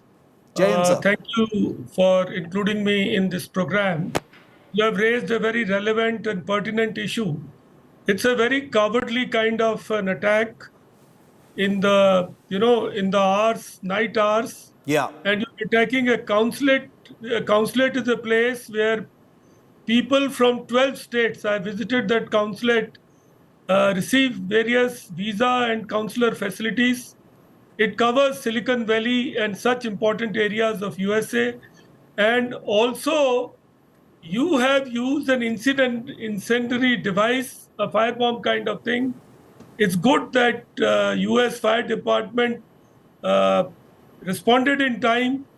There are families and other people who are part of consulate. There are a large number of civilians who are present there. And then you do this kind of activity, and see, these people have no morals or ethics or no values. In Canada, they put out the photograph of our Consul General, who's a lady, Apurva Srivastava. And earlier, what they have done in Brampton, they had put Mrs. Gandhi at the receiving end. So you have to, this is not what Sikhism teaches us. We are not supposed to do such cowardly kind of activities. Indian government has taken some good measures. They have put pressure. But most important thing that I saw is that NIA is going to go to San Francisco, because whatever we do, we have to provide evidence for international dossiers to be given to Interpol, to be given to other agencies, to name and shame. There is certain amount of vote bank compulsion also in these countries. Of course, yes. Which somehow retards the action which should be taken. So NIA, when it goes there, puts pressure on these agencies that if you won't do it, we'll certainly do it. It's our concern. And while I don't say that our agencies have done this thing, but people who live by sword should be prepared to perish by sword. Very, very important point that you're making, sir. Manbir Singh Kohli, Australia has also, been no stranger to attacks and vandalism of this kind. You've, tracked many of these things happening there. Do you feel the Indian state can do more, sir? What is your perspective on this? Because it's happening chiefly in these 4 countries, the US, UK, Australia and Canada. Yeah, thank you, Shiv, for including me on this. And it's quite a sad discussion, though. But congratulations on your book, Operation Jinn. I've just started reading it. Thank you. But at the outset, it's quite deplorable. And any action that hurts or is a threat to civilians, I think needs to be condemned at the outset. And this is quite disgusting. And what it's doing, like Lieutenant General Singh said, that it's bringing a bad name to the Sikhs, who are very hardworking, peace-loving, and great citizens of India. True. So it's dividing our communities. And I think from that standpoint, I deplore this action. Any action that sort of is targeting our consulate, is bringing a bad name to the Sikh community. Yeah. And my question always remains, and this has happened in Australia too, we've had cases of vandalism. And unfortunately, the perpetrators, the culprits, have not been identified. I wait for the day when they'll be caught and deported if need be. But, I mean, of course, the government of India is putting pressure. We've got great diplomatic resources. And Prime Minister Modi, when he was in Australia, appealed to our Prime Minister Albanese at the highest level to stop these attacks. But what amazes me is that at the local level, why are these culprits not being caught? In this day and age when there's so much surveillance across the world, why can't a person who's undertaking that action 1 or 2 o'clock in the morning, why aren't they identified and caught? Yeah. I think you make an excellent and very, very specific point. We're going to leave it there for the moment, but I know for a fact that the Indian government will be watching this show, because I get feedback, from the security establishment about the things we raise and the people we bring on. Surveillance. If you live by the sword, be prepared to die by the sword, which is, I think, one of the most significant things that can be said in the aspect of what has basically taken place at this point of time. Remember that this Saturday is going to be that big march in Toronto by a large number of these Khalistanis against the Indian High Commission, and Canada is helpless to do anything about it. This despite a practical supari being published against Indian officials. That is the state of things in Canada. And I think the word that was mentioned by both General Singh and Manbir Singh Kohli is extremely important.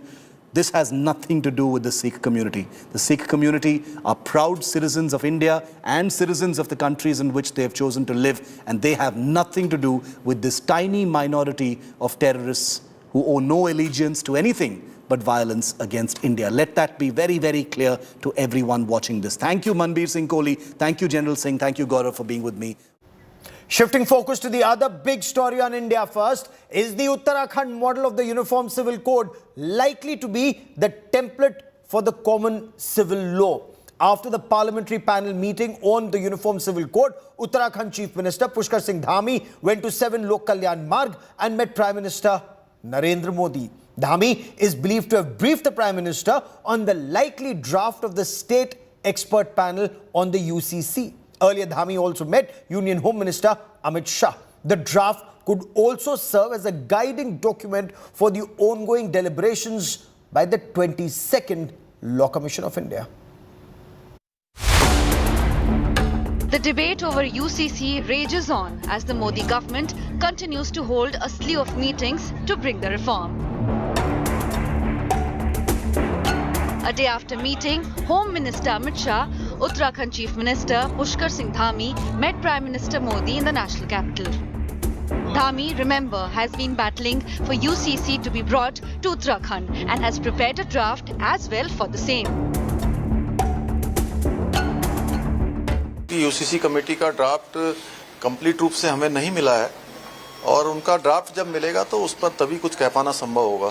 हम बहुत देर भी नहीं करेंगे और जल्दबाजी में जो है ऐसा काम भी नहीं होगा कि जो है कि कोई ऊपर का नीचे हो जाए। Importantly, one of the committee members who prepared the UCC draft in Uttarakhand also accompanied Chief Minister Dhami for the meeting with Prime Minister Modi. The meeting comes a day after a parliamentary panel huddle came together to discuss Uniform Civil Code. Interestingly, Chairman of Parliamentary Panel on Law and BJP MP Sushil Modi pitched for keeping tribals out of the ambit of any proposed UCC and noted that all laws have exceptions. The chairperson Sushil Modi said perhaps the tribals in the northeast could be kept out of the ambit of it. But then the opposition members countered what was the use if there was no uniformity, and also the entire exercise was completely rendered futile. Uniform civil code एक humanitarian issue है। और मुद्दे क्या हैं? Succession, inheritance, marriage, custody, divorce. उस पे यदि हम कंसेंसस नहीं ला सकते हैं तो ये जो हम कहते हैं कि India is a diverse country, उसका मतलब क्या रहा? Meanwhile, even as the Law Commission has been seeking opinions from regional groups, the Jamiyat Ulama-e-Hind has prepared its reply. Jamiyat head Arshad Madni will send its opinion that Muslims will not accept any law that is against Shariat and hence oppose the Uniform Civil Code. Narendra Modi ji की सरकार वो ये चाहती है कि मुसलमानों के शरई अहकाम को कुचल करके हम जो है वो यहाँ पर राज करें, ऐसा मंजूर नहीं है। हम उनका विरोध करेंगे। हिंदुस्तान का एक एक मुसलमान काले कानून की मुखालफत करेगा। As speculation grows on whether the BJP will table the UCC bill in the upcoming monsoon session, can the Saffron Party ensure more consensus over the reform? Bureau Report, India Today. We will continue to track developments on the story very closely. That is all I have for you on India First this evening. Many thanks for watching. Sakshi Batra up next with Business Today.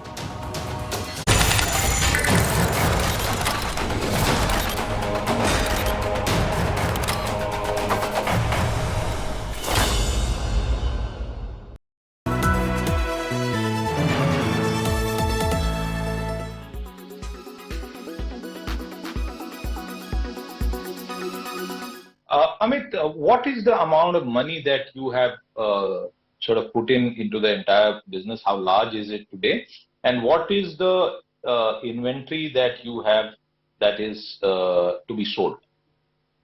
So look, as I said, we have contributed the historical land, so to speak, because as I have maintained all along, and even in that article, that we have been sitting right there during the COVID time, cash flow positive on this project.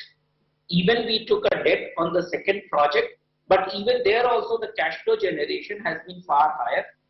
If you are selling the building to the tune of 80%, your ability is always a milestone collection, and our collection milestones are achieving quite quickly. So we do not see a challenge of getting the money back from the customers. So when we get the money from the customers, it enables a cash flow positive. So therefore, what our contribution is primarily on the land, and initially we have put some small money. However, now inventory, when we talk about, in the first two projects, as I mentioned, 80% is sold, so only 20% is left. On the third project, as we speak today, I think close to 30% has been sold, and we are looking anything between in the next 2 years to sell another 30-40% of that. So now practically we are already sold out for the various projects. Now we have already signed a joint development agreement in Bandra, which we should be launching over the next few months. Now the whole growth story for the real estate business, because Thane is still an finite land. We have 60 acres to more, but you need to expand. And real estate is not a business only to monetize land. It is a business, core business for us.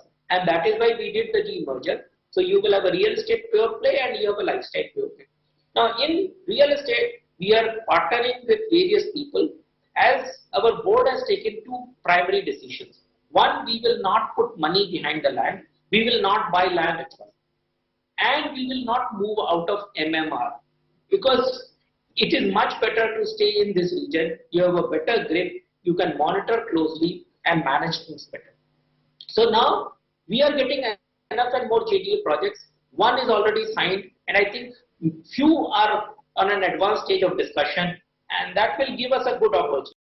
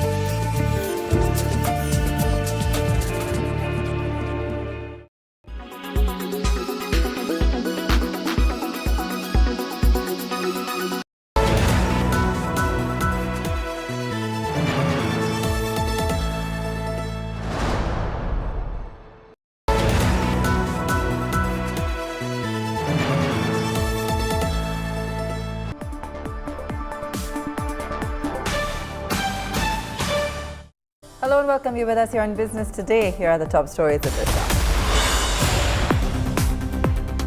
hour. World could be headed for another crippling semiconductor shortage with China and the US on a collision course. China restricts exports of rare minerals in a tit-for-tat move could lead to long wait times for consumers. Markets hit new highs for a fifth session. Slide on profit booking in the later half of the day. Sensex still up 274 points. Nifty up 66 points. Bajaj twins shine in trade. Market guru Mahesh Nandurkar of Jefferies, exclusive on the show today, says he remains bullish on small and mid-cap stocks. Agrees that some valuations on D Street could be high, but says India's macro story remains compelling. Aam Aadmi Hero makes a move for the luxury segment, partners Harley-Davidson in developing its first high-end product. Exclusive conversations with top management of both companies on the show.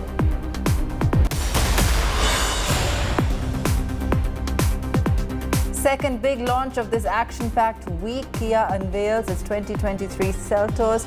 SUV gets a modified front fascia with ADAS2 capabilities and a refreshed interior. Bookings to open on the 14th.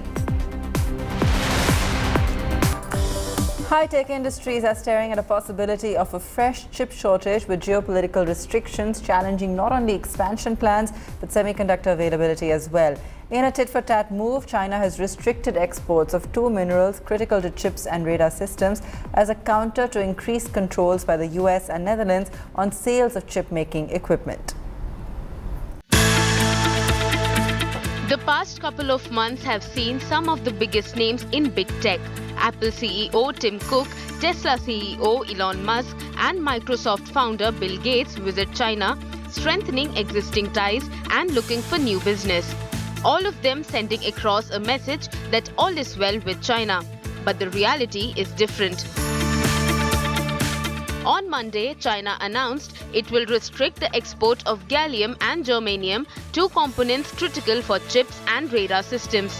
The restrictions will kick in from the 1st of August, with China saying it was doing so to protect national security interests. Germanium ores are rare, with China producing around 60% of the world's supply. The rest comes from Canada, Finland, Russia and the United States. It is used in infrared technology, fiber optic cables and solar cells. Gallium, meanwhile, is found in trace amounts in zinc ores and in bauxite, and around 80% is produced in China. It is used in electronics. Only a few companies, one in Europe and the rest in Japan and China, can make it at the required purity. China has now weaponized these rare minerals in its economic war with the West. The counterpunch follows decision by the US and Netherlands to restrict sales of chip-making equipment as part of their ongoing effort to prevent technology from being used to strengthen China's armed forces.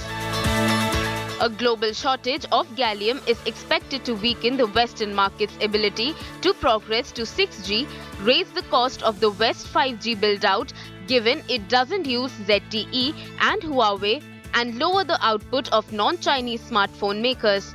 Meanwhile, China's optical fiber market will likely benefit from the export curbs, as 30% of the global germanium output is used for optical fiber production.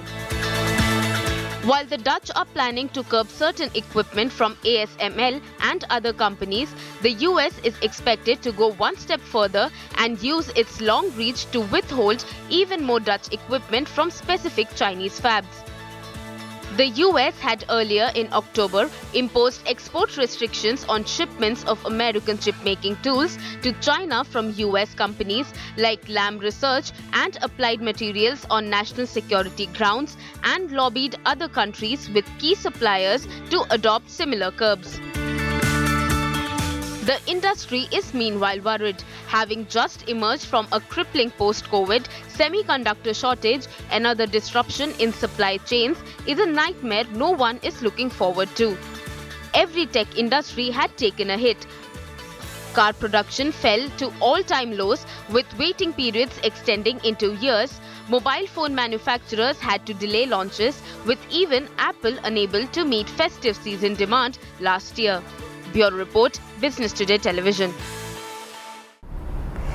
Equity markets continue to rally today. D Street witnessing another historic session. Muted global sentiment, however, pulled the market slightly lower towards the end. Constant buying by overseas investors and a lack of negative triggers supporting bourses. For the day, Sensex was up close to 300 points. Nifty also up 66 points at a fresh closing peak of 19,389. Top gainers today, the Bajaj Twins, Hero Motocorp, Tech Mahindra and Sun Pharma.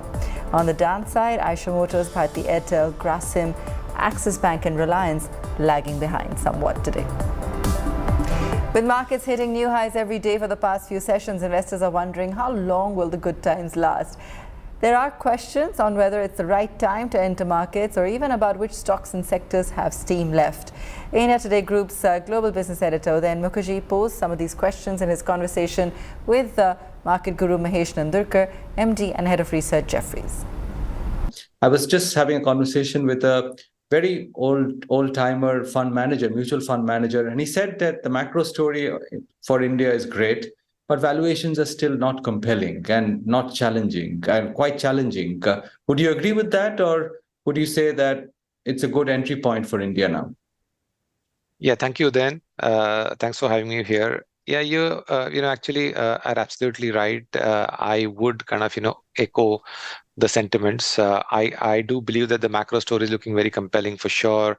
Quite confident about 15% plus earnings growth, which is like one of the highest that we've seen, that we will be seeing in any of the major markets globally. So yeah, all that is looking quite well. But yeah, but valuations is definitely sticking out. When the markets corrected earlier in February or so, when the Nifty was at around 17,000, it was looking pretty interesting, but the markets have moved up pretty quickly, up about 10% or so from there. And yes, many stocks and sectors are looking expensive at this point in time. Yeah. There is a fear in certain quarters in the market that during the course of this year, we'll get another spike in volatility, and you may even get the market back to the kind of levels which you found interesting. Do you expect something like that? I know it cannot be predicted, events cannot be predicted, but is it a likelihood in your eyes? I think the event that will probably create volatility in the Indian markets will probably have to be a global event or an international event. I do not foresee too many negative or let's say big negative events for the Indian markets, which will be domestically caused. My sense is that you'll probably see, or you could probably see some volatility created by either some unexpected change, say in the Fed policy, or some other kind of dislocation that might happen in the capital markets globally or something like that. But as far as the developments domestically go, to me it looks unlikely. How would you position a portfolio right now for people? Domestic investors are as invested in the market right now. They've not pulled out any money. But at this point, would it make sense to stay with mid caps and small caps, which have started performing again, or would it be better to be with large caps at a time when valuations are not very low? Yeah, a very fair and pertinent question. So then, in fact, we did publish a research note on the same topic. What I believe is that, so as you rightly said at the outset, the broader market valuations are looking a bit on the higher side. And that is what is, making the investors a bit uncomfortable. But I believe that the mid caps and the small cap space definitely offers a more upside and the more risk reward. And the reason is not so much the choice of the market capitalization itself, but it's more to do with what the mid cap and small cap actually represent. The mid cap and small actually represent the India story. And what I mean by that is if you just look at the Nifty 50, the large cap index, then you will see that the proportion of outward looking sectors like the IT, pharma, steel, oil and gas, other sort of commodities accounts for roughly 35 to 40% of market cap. And 60%, 65% is the domestic oriented stocks. Whereas the same proportion for mid cap and small cap index is roughly about 80% plus. And I, for one, definitely believe that given where the global environment is, it makes sense to be more overweight and more optimistic position on the domestic oriented sectors and stocks rather than outward looking sectors. And from that context, I believe mid cap and small caps offer better upside and better risk reward. Also, I want to highlight one more point as well, which is that our favorite sectors has been real estate and industrial, or let's say the capex cycle plays. And once again, those sectors are very thinly represented in large cap indices. Once again, that number is like about 5% of the Nifty market cap is in those sectors. Whereas if you look at mid cap, small cap, that proportion is higher than 20%. So yeah, so those are the reasons, then I would say that the mid caps and small cap look more interesting at this point in time. It's an interesting point that you make because I can't remember when L&T was actually a big performer in the index. I mean, it's gone through probably a decade and a half, since the 2007, 2008 bust up, that it's not had any role of even some kind of semblance of leadership for the market. Do you think the time is coming where some of these kind of heavyweight stocks, which traditionally would make up a core part of a person's portfolio, maybe 15 years ago, they could start leading the market again? Yeah, I definitely think so, that there is a greater acceptance of the investment cycle, upcycle, which is showing signs of unfolding in India and which could be a multi-year story. But the key problem that we face when we speak to large investors is that there aren't any large and liquid stocks to play that story on. And some of the large cap names also have issues with with the ESG related issues as well. Hopefully those get sorted out. But as things stand today, yes, some of those large cap names do have some ESG issues, and that's why the focus is going towards more mid cap, small cap names. But I completely agree with you that investment cycle plays and capex related plays is I guess the way to go, because those stocks will likely deliver a much better outperformance. What's the right way to play this? Because some people choose to play it through the companies which are delivering the capex and working on it. Others choose to play safe and play the lenders. What's the right approach to this capex upcycle, if there is indeed going to be one? I would say that the best way to play is, there are multiple choices that you have, as you rightly said, but I believe the best and the most the best risk reward, I would say, would be the direct way to play that. So I would actually also include real estate developers as well into that list, because many a time when we talk about capex cycle, we actually leave out the largest portion of the capex activities in the country, which is actually the real estate development. So I would actually include that as one of the most direct ways of playing. But there are other ways of playing as well: contractors, the capital goods companies, the automation companies, and essentially the companies that are going into kind of delivering either the services or the goods that go into building of infrastructure, building of housing units, and building of new capacities. So that would include names like cement, etc. as well, apart from the capital goods and the contractors and the real estate developers. But yes, if you are looking at some of the large names and more liquid names, then some of the lenders as well make a lot of sense. I would particularly draw attention to some of the banks that have been laggard recently.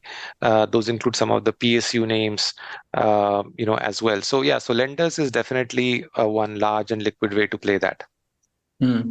What's going on with the HDFC family, Mahesh? I mean, it's always been those blue chips which nobody ever sells from the portfolio. Yet, you ask investors over the last few years, there seems to be an air of disenchantment. Do you think they'll rediscover their magic?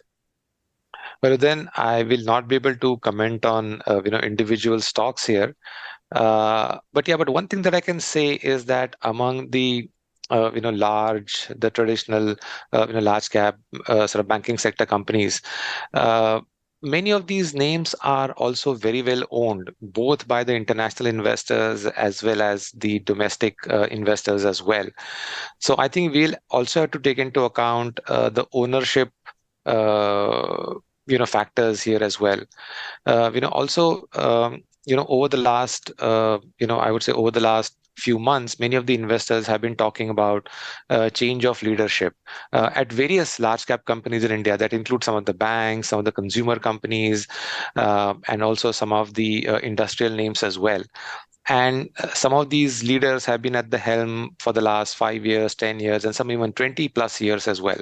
So there has been that level of comfort that has got developed, over a period of time between the investors and, and the stocks of the companies.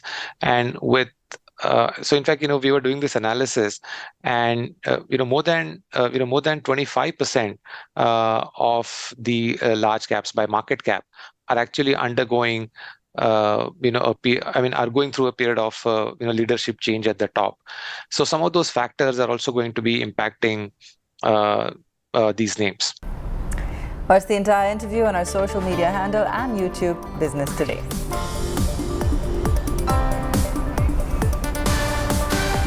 Let's take a very quick break. When we return, Hero charts a new luxury path with iconic US bike maker Harley Davidson.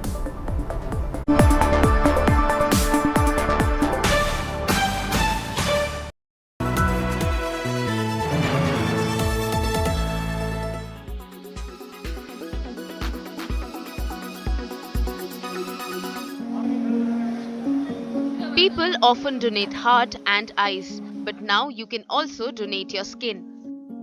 North India's first skin bank is ready in Delhi's Safdarjung Hospital. Eligible deceased donors can donate skin and give someone a new lease of life. Burn victims can immensely benefit from these skin banks for their graft surgeries. Skin banking में ये खास बात है कि इसमें कोई matching की जरूरत नहीं है। कोई भी पेशेंट स्किन डोनेट कर सकता है। उस मरीज की, उस डिजीज़ की दी हुई स्किन किसी भी दूसरे मरीज में इस्तेमाल हो सकती है। ना कोई ब्लड ग्रुपिंग मैचिंग चाहिए, ना कोई और HLA मैचिंग चाहिए। और जिसमें ये स्किन हमने लगाई है उसको जीवन में कोई स्टेरॉयड और इम्यूनोसप्रेसेंट्स खाने की कोई जरूरत नहीं है। Safdarjung Hospital authorities are also doing everything they can to make people aware about skin donation. With the help of specialized equipment and proven techniques, donated skin is processed and stored in bank before transplantation. इतने सारे wards हैं जो भी नए doctors join करते हैं, junior residents हैं, वो ज्वाइन करते हैं तो उनको सेमिनार्स लेके, उनको इन्फॉर्म करके उनको बताया जाएगा। डेथ फॉर्म है, जब हम लोग उसको साइन करते हैं तो उसमें भी हम सोच सकते हैं कि हम उसमें भी ऐड करा दें कि हम आई डोनेशन के लिए विलिंग हैं और स्किन डोनेशन के लिए विलिंग हैं। As of now, there are 16 skin banks across the country, and here's hoping that this latest center in Delhi opens the doors for many more such skin banks in India. With Neetu Jha, Bureau Report, India Today.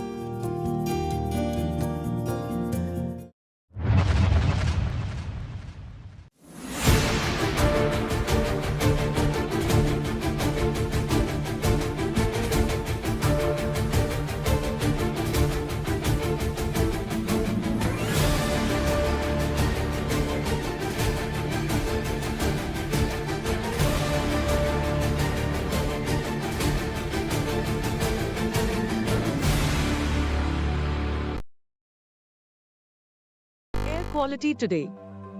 In Delhi, 182. In Mumbai, 50. In Kolkata, 53. In Bangalore, 44. In Chennai, 100. In Hyderabad, 27.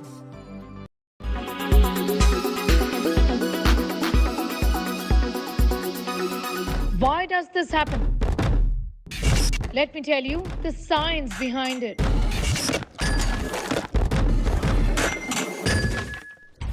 For more informative videos like this, keep watching India Today News Mode.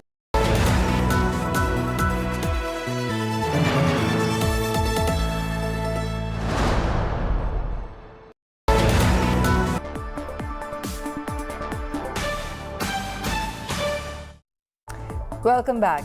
In a big boost for Indian tech sector, HP will begin manufacturing its high-end computer servers in the country. HP has signed an initial pact with VVDN Technologies under which servers worth $1 billion will be manufactured in the next few years.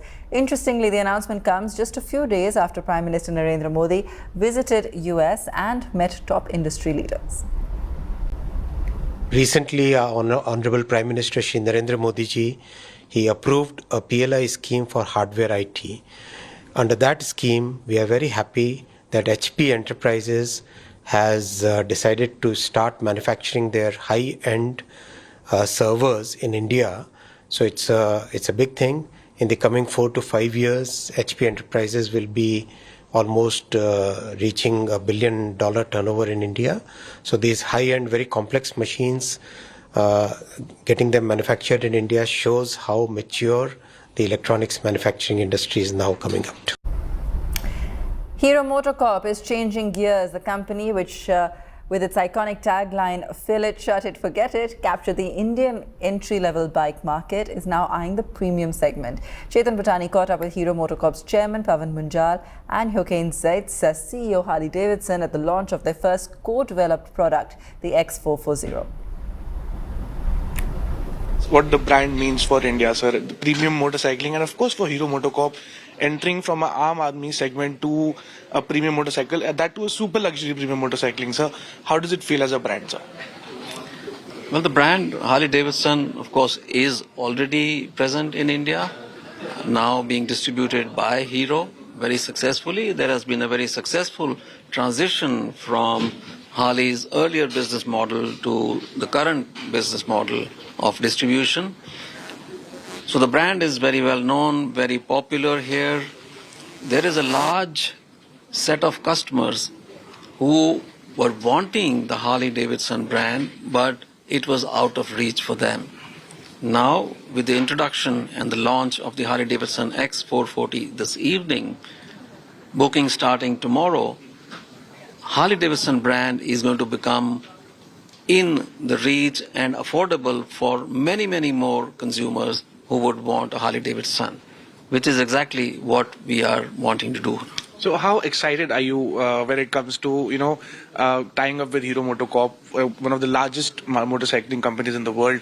Harley Davidson also one of the biggest names in the super premium luxury segment of motorcycling.